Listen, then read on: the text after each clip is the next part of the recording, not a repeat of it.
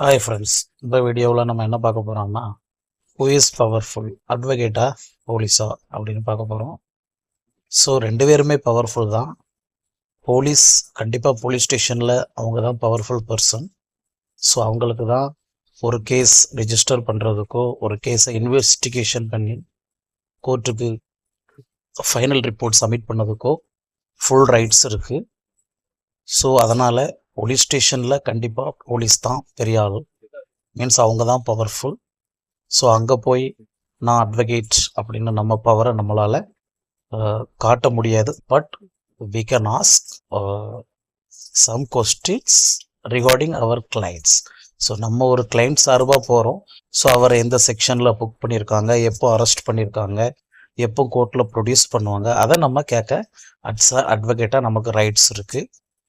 So கோர்ட்டுன்னு வந்தால் கோர்ட்டில் கண்டிப்பாக அட்வொகேட் தான் பெரிய ஆளுங்க. ஸோ ஏன்னா இங்கே தான் அவங்க இந்த trial full proceeding 3 years 4 years ஒரு கிரிமினல் ட்ரையல் எடுத்துக்கிட்டால் 3 years 4 years நடக்கு. ஒரு ஜுடிஷியல் மேஜிஸ்ட்ரேட் கோர்ட்டாக இருக்கலாம், இல்லை ஒரு செஷன் கோர்ட்டாக இருக்கலாம்.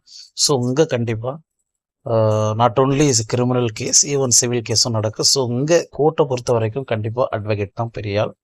ஸோ போலீஸ்க்கு கேஸ் ஃபைல் பண்ணுறதுக்கு பவர் இருக்குது. ஸோ இன்வெஸ்டிகேஷன் பண்ண பவர் இருக்குது. ஸோ அவங்க யாரை அரெஸ்ட் பண்ண அவங்களுக்கு ரைட்ஸ் இருக்குது. ஸோ கோர்ட்டுன்னு வந்தால் அவங்க அந்த போலீஸ் கொடுத்துருக்கிற ஃபைனல் ரிப்போர்ட்டு, எஃப்ஐஆர், அவங்க எடுக்கிற அந்த 161 ஸ்டேட்மெண்ட் இந்த போலீஸ் ஸ்டேஷன் அந்த சிஆர்பிசி, ஸோ அதெல்லாம் கரெக்டாக இருக்கா, அவங்க கரெக்டான கன்ஃபெஷன்ஸ் வாங்கியிருக்காங்களா, ஸோ இதெல்லாம் செக் பண்ணி அந்த போலீஸையே கொஸ்டின் கேட்கக்கூடிய உரிமை ஒரு அட்வொகேட் இருக்கு. ஸோ